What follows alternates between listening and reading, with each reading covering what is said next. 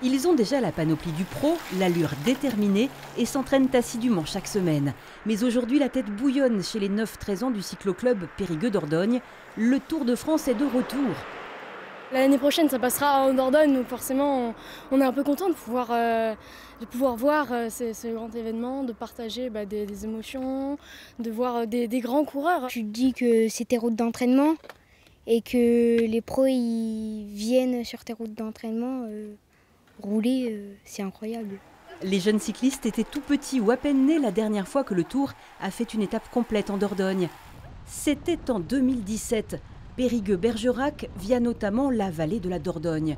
Une belle mise en valeur. Depuis, le département demandait chaque année le retour du Tour.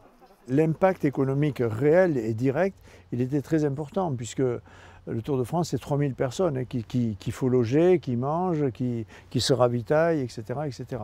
L'étape de Dordogne, ça a été l'étape la plus suivie par les téléspectateurs en dehors des étapes de montagne. Autrement dit, la Dordogne, elle passe bien à la télévision.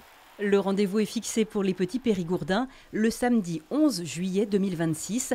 Pas de nom de ville en revanche. Les pronostics sont ouverts pour ces fidèles du Tour en vacances ou sur petit écran. Périgueux en premier, comme ça on n'est pas trop loin. Et l'arrivée vers Bergerac, tout ça, parce qu'il y a quand même un peu de montée quand même. Périgueux. Et si c'est Bergerac? J'y vais quand même. Et si c'est Nontron? J'y vais quand même aussi.